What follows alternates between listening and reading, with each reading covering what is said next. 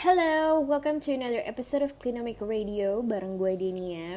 Dan di episode kali ini aku ngobrol-ngobrol sama Mbak Desi, foundernya Green Mami. Nah, aku tuh ngefans banget sama Mbak Desi because she is such an amazing figure. Kalau misalnya aku bisa memilih satu tokoh tentang sustainability atau figur ibu-ibu sustainability, I would choose her definitely, karena kebayang gak sih teman-teman, Mbak Desi ini tinggal di rumah di tengah gunung hutan bareng 10 anaknya dan suaminya yang mereka tuh benar-benar off grid. Jadi mereka memproduksi listrik sendiri melalui solar panel dan tenaga listrik pembangkit angin dan mereka punya farm sendiri, so they grow their own foods. Terus juga dia manage waste-nya sendiri dan punya toilet kompos. Kebayang gak sih berapa banyak dari teman-teman yang punya kenalan yang rumahnya tuh pakai toilet kompos. So seru banget ngobrol sama beliau, belajar banyak banget. I really hope you enjoy this episode. Sebenarnya aku tadinya ngerekam video YouTube conversation aku sama Mbak Desi, but somehow video itu kehapus. Sedih banget. But oh well, this will do. We're not perfect, but nevertheless, I hope you would still enjoy this episode karena I really did. I really had a great conversation with her. And hopefully you can learn more about how to live sustainability through this podcast. Okay, enjoy. Hi Mbak Desi, thank you so much for joining this podcast. Aku senang banget bisa berkesempatan ngobrol sama Mbak Desi langsung karena terus terang Mbak Desi, aku tuh mulai Clinomic tuh as your reseller, as Green Mami shop reseller. So really excited to have you here, Mbak Desi. Di podcast episode kali ini di Clinomic, aku pengen ngajak audiens aku untuk kenal lebih lanjut sama Mbak Desi, dan ada beberapa hal yang aku pengen bahas nih sama Mbak Desi karena Mbak Desi punya project yang keren banget nih upcoming kan ya Mbak ya. Iya. Boleh, oke, mungkin sebelumnya perkenalan dulu kali ya. Boleh diceritain gak sih Mbak Desi ini siapa, tinggalnya di mana, like apa sih keseharian Mbak Desi? Oke, kenalan dulu nih. Saya ibu banyak anak. Sebenarnya sih lahir besarnya tuh di Manado. Jadi kalau saya bilang tuh saya anak 1000 pulau. Lahir gede di Manado, terus habis itu mencelok di Jawa, terus sekarang berakhir di Malang yang tadinya kita nggak punya siapa-siapa di Malang, nggak kenal siapa-siapa juga kayak gitu. Iya, jadi punya banyak anak. Terus keseharian saya sih kalau lagi di farm jadi petani, kalau lagi di GMS ya formulasi produk dan suka sharing tentang sustainable living, as simple as that. Iya, so Mbak Desi itu adalah salah satu orang, probably one of the only person yang aku tahu living off grid ya Mbak Desi ya. Kamu tinggalnya ceritain dong rumah kamu tuh tinggal di mana? Like that's very interesting. Jadi kita tinggalnya tuh di Kabupaten Malang. Kalau dari Malang kota, GMS tempatnya kan di pusat kota nih, kurang lebih 1 jam ke farm. Tinggalnya tuh di atas gunung di ketinggian kurang lebih 1100 mdpl. Tempatnya kita itu lokasinya kalau dari tatanan pemerintah Kabupaten Malang itu desa paling tertinggal di Kabupaten Malang. Udah paling pelosok, tanahnya kita itu berbatasan dengan hutan Suaka Alam Tengger, tapi versi yang dari Kabupaten Malangnya sih. Jadi udah di pelosok banget, udah ada tetangga kiri kanan, radius paling dekat itu radius 1,5 kilo, tapi itu cuma dari satu sisi di 360 derajat, jadi benar-benar nggak ada tetangga. Jadi ya, we living there, remote.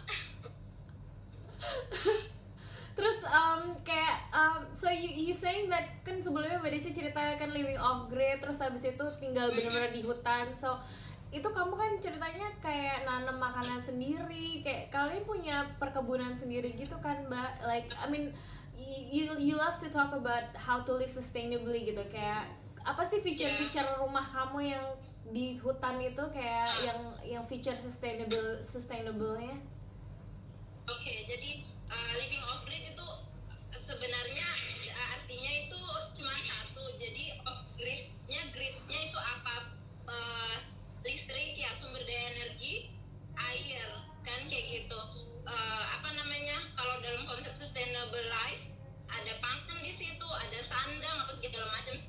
metabolisme apa segala macam lah. Tapi kita ngomongin yang off aja dulu. Jadi kita di sana itu sumber energinya itu mandiri dari surya, matahari dan angin. Kebetulan kan karena kita di puncak gunung nih, jadi panen anginnya banyak. Jadi kita punya 2 turbin, tapi untuk sekarang 1 aja yang jalan. It's up and down, you know, a lot of trial, a lot of money wasted. So yeah. Terus di sana selain itu juga kita bikin air tanda hujan, penyimpanan air tanda hujan, karena di mana-mana di gunung itu nggak semua gunung kan ada sumber spring water ya. Jadi kita nggak di sana ada spring sebenarnya punyanya penduduk yang di bawah desa-desa di bawah kita. Sebenarnya justru itu ada di dalam hutan, di belakang hutan kita, tapi kita nggak volunteer untuk ikutan ngambil dari sana karena the way they harvest the water is not sustainable. Jadi kita nggak mau support praktek itu, dan salah satu solusinya kita harus pakai air tanda hujan. Jadi kita bikin puluhan ribu tempat penyimpanan air yang nggak cuma nyimpan air aja, tapi airnya itu untuk kebutuhannya itu untuk kebutuhan hidup sehari-hari, termasuk untuk pertanian ya, untuk bisa growing food. Tapi kolam-kolam itu sendiri kita fungsikan juga untuk aquaponics, jadi mengairi tanaman juga. Terus habis itu untuk what you call that, fish, farming fish, kayak gitu. Mungkin bukan farm ya, maksudnya bukan farming fish like in big scale, enggak, tapi istilahnya itu buat kasih makan anjing-anjing penjaga kita kayak gitu. Jadi ada itu. Terus kita punya toilet di sana itu istilahnya house. Jadi kalau orang zaman dulu kan toilet orang Jawa ya, nenek moyang saya kan orang Jawa ya, ibu saya orang Jawa juga. Toilet zaman dulu itu kan di luar rumah ya. Kalau orang Brit memang bilangnya outhouse, kalau kita nggak tahu kita bilang apa ya, tapi kan biasanya di luar rumah bukan di dalam rumah kayak orang rumah modern. Jadi kita punya outhouse itu yang sistemnya composting toilet. Jadi itu dikomposkan dan kita kasih jadi pupuk untuk pohon-pohon, bukan tanaman komoditi yang untuk dimakan, enggak seperti itu. Terus di sana kita juga bangun masjid, terus ada rumah untuk bertukang, terus ada rumah pandai besi, terus banyak deh jadinya. Salah satunya ya greenhouse ya, otomatis ya, seperti itu. Keren banget. Dan Mbak Desi itu udah maksudnya tinggal di rumah yang di agak jauh dari kota, tapi sekaligus punya bisnis Green Mami kan Mbak. Maksudnya itu gimana cara ngatur kegiatannya Mbak? Karena setahu aku yang Green Mami Shop ini di kota kan ya Mbak ya. Maksudnya kayak kolaborasi kegiatan Mbak Desi ini bolak-balik ke rumah, terus kalian punya I think what I have in mind kalau misalnya living over it kayak gitu kan pasti banyak yang dikerjain kan ya Mbak. Tapi di sisi lain Mbak Desi juga punya bisnis di kota. Nah itu gimana tuh Mbak biasanya ngatur waktunya? Jadi sacrifice ya. Jadi GMS itu kan udah dimulai, GMS sudah mau 1 dekade awal tahun depan. Jadi dimulai sebelum kita punya farm kita Desember ini, tanggal 6 Desember kemarin genap 6 tahun farmnya. Jadi kita pindah di farm 6 tahun. Usia farm sendiri properti itu kita beli 7 tahun yang lalu. Jadi saya nggak bisa ngelepasin GMS. Pengennya sih suatu saat nanti saya 100% permanen di sana, tapi untuk sekarang nggak bisa. Jadi saya masih mobile antara farm dan di Green Mami Shop. Kalau saya lagi dibutuhin di GMS kayak gini, saya di sini. Biasanya kalau di work days kayak gitu, di bulan-bulan tertentu saya di sini. Kalau weekend saya pulang ke rumah, tapi keluarga tinggal di sana. Ada beberapa misal anak yang misalnya kesini di sini, atau misalnya kita lagi ada proyek di Malang, kita kesini ya kayak gitu. Jadi di farm selalu ada anggota keluarga yang tinggal, sayanya mobile. Luar biasa ya Mbak Desi. Gitu. Terus Mbak Desi tuh mulai kepikiran pengen tinggal di farm. Waktu itu tuh apa sih latar belakangnya, kayak what makes you take that decisions? Jadi ide tentang eco village itu sebenarnya dari suami Denia. Aku sendiri ngerti tentang green living itu waktu kuliah, jadi tahun 96 97 ya. Itu mengenal green living, ada dosen yang ceritain beliau sekolah di US, ambil doktoratnya di sana, dan dia cerita di fakultasnya dia itu buildingnya itu eco building. Apaan tuh eco building kayak gitu ya, semua mulai dari dindingnya, catnya apa segala macam, heaternya, terus peliknya apa segala macam, itu semuanya itu enggak off grid. Sudah tahun 96 nih, 97 saya mikir apaan itu, kayak alien ya. Dari situ saya mulai kenal tentang green living. Terus di SMP itu saya udah baca-baca majalah yang majalah Gadis, langganan saya zaman dulu itu. Di situ tuh Meli Manuhu tuh udah nikah seingat saya, dan dia punya organik farm, dan dia mulai jualan. Apaan tuh organik? Terus habis itu nemu green living, kayaknya ini sesuatu ya. Terus dia terus ketemulah sama suami. Ternyata beliau itu dari remajanya itu udah aktif di NOAA itu kayak Greenpeace di Eropa. Atau sekarang masih ada apa enggak. Jadi beliau udah dari dulu pengen cita-citanya punya hidup secara sustainable kayak gitu. Terus kayaknya keinginan kita sama, jadi aku yang agak buta kayak gitu, jadi ternyata ini benang merah semuanya gitu. Semakin kesini semakin belajar, udah nikah ceritanya, jadi kayaknya mimpi itu harus direalisasikan. Dan istilahnya sustainable living itu bukan cuma untuk hidup selaras alam, untuk istilahnya gimana kita menjaga keberlangsungan bumi dan manusianya ya, dan isinya, tapi itu juga it's like keberlangsungan jiwa kita and sanity, I think, for our family, at least for me or my husband. So that's what decided us untuk we have to buy a piece of land. Jadi kita pindah ke Malang karena itu, dan ya tadinya itu kita di Kuala Lumpur, dia kerja di sana, saya ngikut dong, rumah tangga berhomeschool. Jadi kita pindah ke Malang, kita nggak tahu siapapun di sini, tapi kita istilahnya udah kalkulasi lah gitu dengan perubahan climate change apa segala macam itu 13 tahun yang lalu. Gimana nih di Indonesia, karena nggak mungkin kita pindah di Denmark dengan suhu kayak gitu, we cannot grow 4 season, right? Kayak gitu. Jadi kayaknya kita harus pulang kampung deh, ke kampung saya, maksudnya ke Indonesia, tapi bukan di tanah kelahiran saya. Enggak, kita cari di Indonesia di mana sih, jatuhnya di Malang. So gitu ya, akhirnya kita nabung, akhirnya beli tanah di sana. Jadi kayak gitu cerita panjangnya.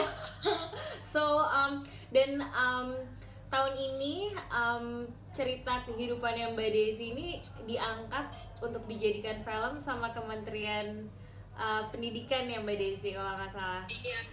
That's amazing. Nah itu boleh ceritain nggak, bisa akhirnya ketemu sama mereka, terus cerita syutingnya dan film ini nanti ceritanya tentang apa sih Mbak? Jadi sebenarnya mungkin banyak orang yang udah penasaran dengan kehidupan banget. Gitu, jadi bolak-balik pada nanyain istilahnya aku kan sharingnya paling little glimpse here there, pictures, short videos, tapi kan orang nggak bisa ngelihat seperti apa sih realnya kayak gitu. Terus namanya Mbak Vera, beliau sutradara dan suaminya both people from film, independent film, yang mereka sukanya tuh bikin film-film kaitannya dengan lingkungan. I think I mention her a lot di IG story saya di Facebook. Dan mereka berdua nih pengen angkat cerita kita,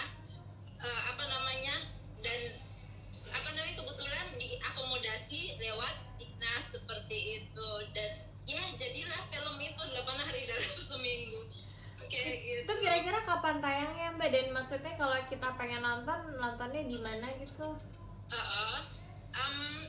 Ini sebenarnya udah jadi, cuman kalau menurut dari Dignas sendiri, rilisnya itu di kalangan terbatas saja kayak gitu, di komunitas-komunitas tertentu yang ada kaitannya dengan green lifestyle, lingkungan apa segala macam gitu. Tapi insya Allah segera sesudah mereka rilis itu bisa dipublikasi gitu untuk umum kayak gitu. Insya Allah semua. Gak sabar Mbak Desi bikin kayak YouTube channel gitu dong sayangannya keluarga Halilintar. Tapi yang versi Green Living. Mas Ari, jangan nyebutin itu. Aduh, si pengen deh punya babi. You don't have time. Mungkin emang harus punya kru film sendiri ya. Ini makanya tuh dia, ini aja masak aja kejar-kejaran sama postingan. Kebayang banget. Terus nah selain project film yang sebentar lagi tayang ini, Mbak Desi kan kemarin juga cerita nih soal project Kampung Sustainable, Eco Green Village ini tuh boleh diceritain nggak? Ini apa? Ini proyek apa? Proyek baru apa nih Mbak tahun 2020 ini? Jadi sebenarnya ini proyek lama yang dipakein baju baru. Jadi ceritanya gini dan ya, kurang lebih mungkin 9 tahunan yang lalu ya, 9-10 tahun lalu itu di awal GMS ada itu, sebenarnya idenya GMS itu kan bukan produknya tapi ngasih contoh gini loh untuk hidup sustainable itu. Contoh-contohnya di brand kita ada apa namanya, dulu awalnya tuh saya suka blogging tentang, saya blogging mulai dari 2008 ngomongin tentang sustainable lifestyle, raw food atau segala macam yang kita jalani kayak gitu. Terus suami kasih ide, kenapa kamu nggak bikin ini aja apa namanya, sharingnya itu istilahnya lebih ngena gitu, ngenanya gimana, kasih contoh dong yang real, yang orang bisa rasa, nyobain secara fisik kayak gitu. Terus beliau kasih contoh, gimana kamu kalau kamu bikin sabun aja, kan itu sesuatu yang sederhana banget, siapa sih yang nggak pakai sabun kayak gitu ya. Terus akhirnya bikin sabun, kamu istilahnya bisa bikin satu batch gede untuk keluarga dan untuk sharing ke yang lain. Nah, bergulir dari situ apa namanya, Green Mami Shopnya itu. Jadi istilahnya saya ngasih contoh, kita sekeluarga itu ngasih contoh dari produk-produk itu. Jadi green living tuh gini loh, sustainable living gini loh, tapi dari sesuatu yang bisa dicerna kayak gitu. Dan saat itu kita udah planning untuk bikin apa namanya, eco farm, sustainable livingnya keluarganya kita kayak gitu. Tapi lihat kondisi di Indonesia, kita miris juga ya, maksudnya ngerasain kayaknya kita nggak bisa deh istilahnya pergi ke hutan sendiri gitu aja dan just save for our family and our children and grandchildren. Nggak rela hati Denia untuk being selfish with what we know, cannot zaman waktu itu ya. Terus beliau ngasih ide, gimana kalau kita bikin sustainable eco village, bikin eco village, kita bikin namanya Indonesian Integrated Institute for Sustainability fanpage. Kita ada courses, aquaponics, apa segala macam, dan salah satu proyeknya di situ eco village itu tersebut. Dulu itu eco village-nya kita kan waktu itu belum beli tanahnya kan baru 7 tahun yang lalu.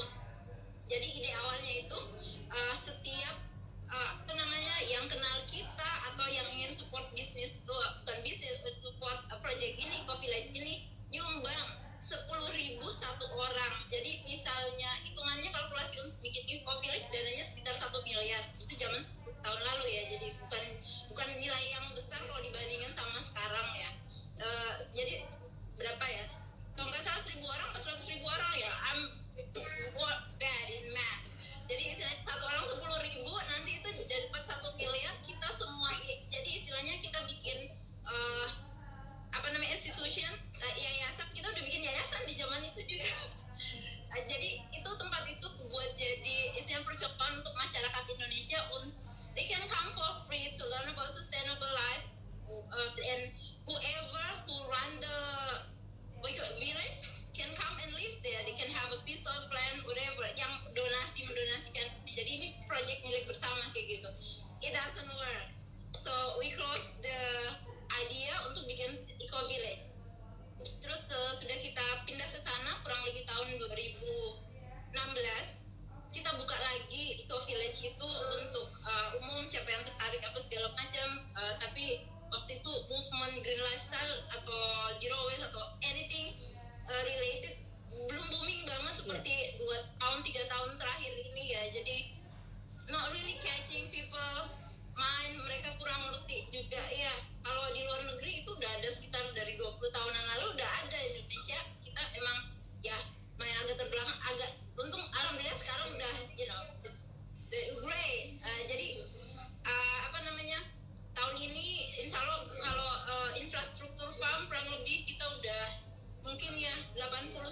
udah selesai dan kita memberanikan diri lagi untuk we gonna offer this again, tapi nggak untuk banyak orang, mungkin ke 10 sampai maksimal 15 keluarga yang bisa menggunakan semua infrastruktur to live sustainable.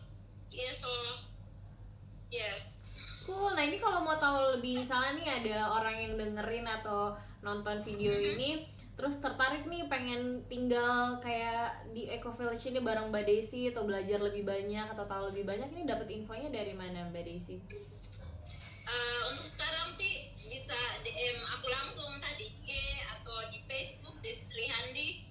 Kalau untuk jadi sama aja sih, kalau misalnya mau gabung jadi anggota penduduk di sana, atau kebanyakan dari teman-teman yang pollingnya masuk itu they cannot move. Jadi istilahnya mereka nanya, bisa nggak kita bikin course untuk set up eco farm atau eco village, istilahnya kan multiple farm ya kalau eco village kayak gitu. So insya Allah kita bakalan bikin course-nya akhir tahun depan 2020, Desember 2020. Jadi we make a long plan, always do that because everybody's life is busy. Yeah. Yeah.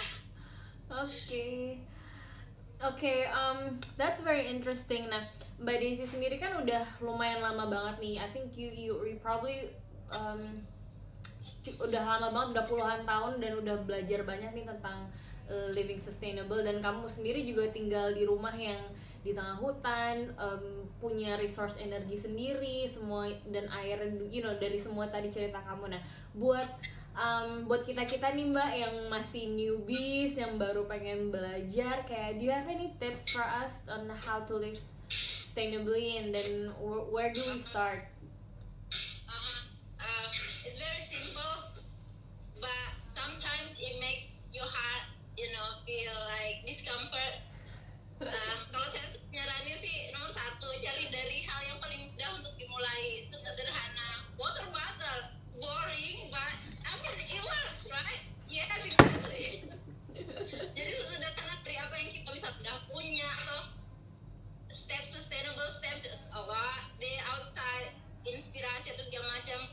Siapa aja kita yang baru mulai bisa mengadopsi salah satu dari kebiasaan itu dari yang nggak berbiaya. Siapa sih dari SD ya, dari TK kita pada punya istilahnya tempat makan atau wadah minum seperti punya aku juga kan ya. Jadi we can start from there, no cost, right?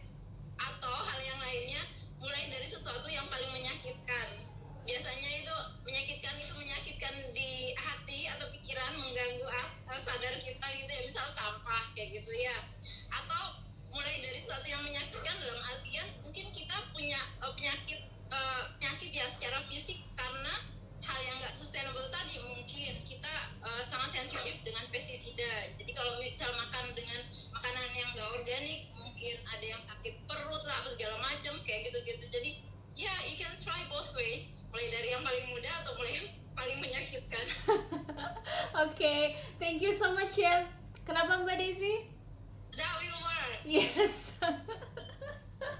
Thank you so much ya Mbak Desi for your time. Ini nggak kerasa udah 20 menit kita ngobrol-ngobrol. So thank you.